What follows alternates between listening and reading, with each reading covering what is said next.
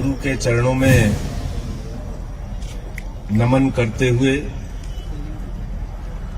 इस बलिदानी सप्ताह को नमन करते हुए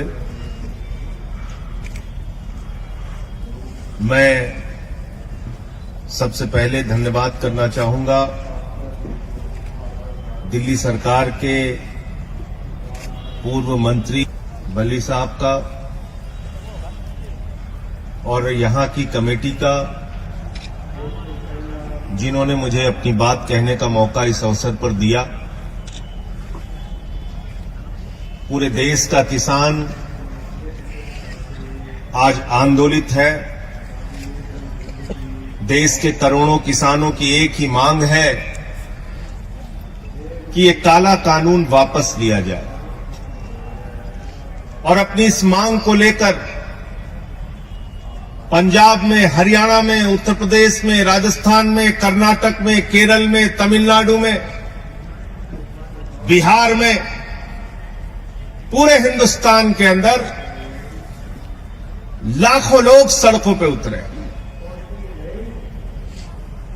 और पिछले कुछ महीनों से पंजाब और हरियाणा में तो सारा काम छोड़कर किसान सड़कों पर आंदोलन कर रहा है, सरकार से फरियाद कर रहा है, गुहार लगा रहा है, विनती कर रहा है कि इन काले कानूनों से हमें निजात दिलाइए, इन काले कानूनों को वापस लीजिए। लेकिन ऐसी क्या जिद है, ऐसी कौन सी मजबूरी है जिसकी वजह से मोदी जी की सरकार ये काला कानून वापस नहीं ले पा रही? और वो मजबूरी मैं आपको बताना चाहता हूं। जब पार्लियामेंट के अंदर ये बिल आया, ये काला कानून आया, मैंने उसी दिन कहा था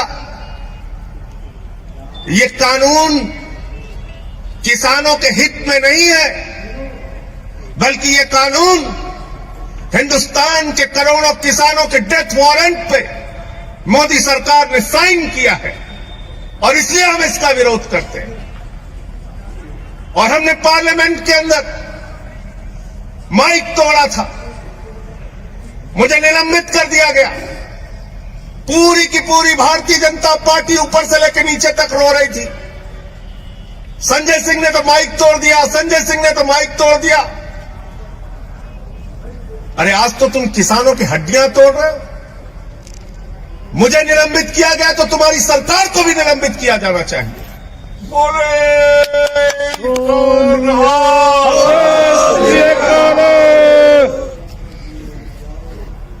आप ये काला कानून लेकर आए, इस काले कानून के अंदर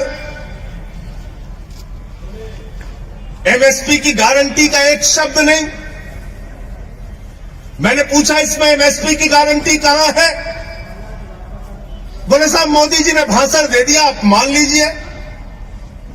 मैंने कहा भाई मोदी जी ने कहा था 15 लाख हर खाते में आएंगे, बाद में कह दिया जुमला है। मोदी जी ने कहा था 2 करोड़ रोजगार हर साल मिलेंगे, बाद में कह दिया जुमला है। मोदी जी ने कहा जीएसटी से देश में दूसरी आजादी मिल जाएगी, बाद में राज्यों का शेयर नहीं दिया। मोदी जी ने कहा था इस देश के अंदर नोटबंदी से देश की तकदीर बदल जाएगी। अब नोटबंदी के फायदे हमें गिनाना तो दूर की बात है, जो नुकसान हुए उस पर बातचीत करना नहीं चाहते। मोदी जी तो थाली के भी फायदे गिनवा देते हैं, ताली के भी गिनवा देते हैं। मोदी जी के भाषण से एमएसपी की गारंटी नहीं मिलेगी। अगर मुझे एमएसपी नहीं मिली, न्यूनतम समर्थन मूल्य नहीं मिला, तो महेंद्र गोयल जी अगर मैं किसी जज के सामने जाऊंगा तो जज साहब कहेंगे कानून में कहां लिखा है बताओ।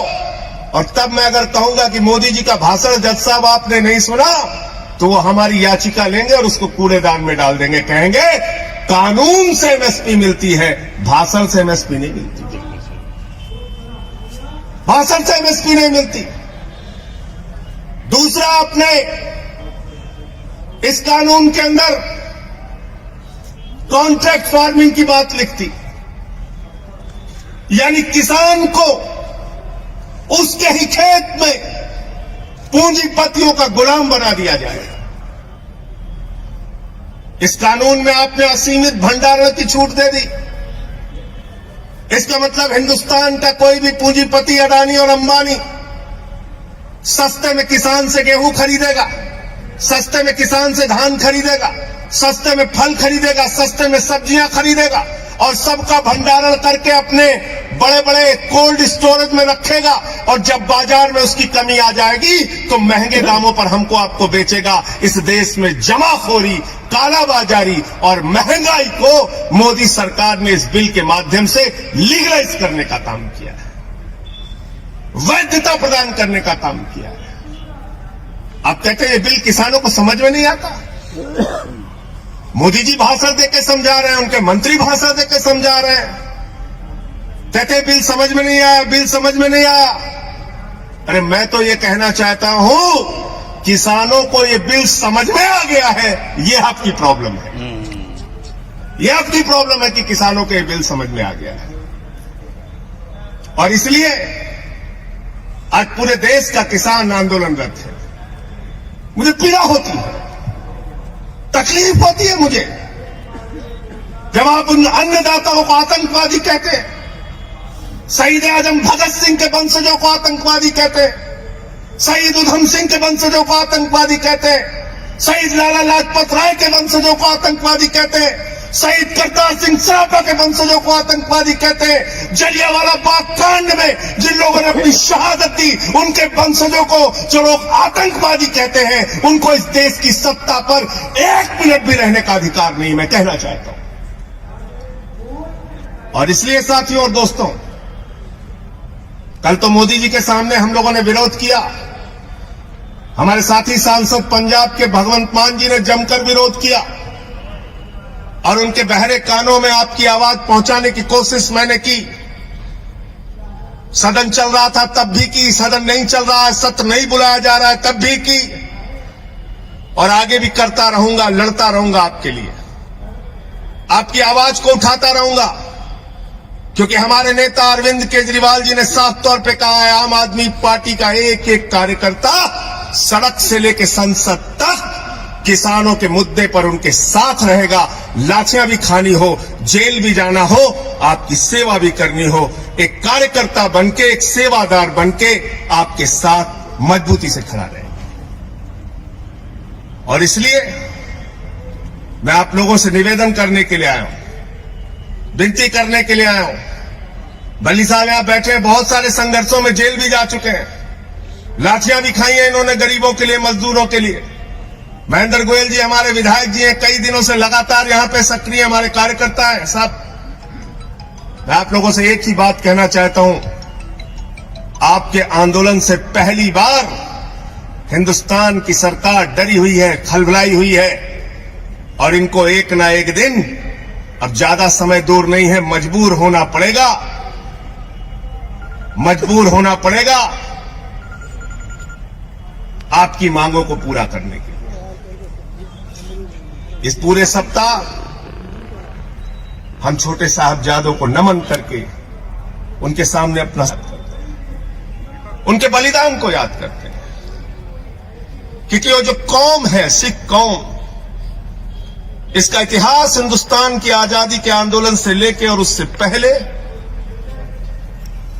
हमारे गुरुओं की जो शिक्षा है वो बलिदान और त्याग की शिक्षा है, सेवा की शिक्षा है।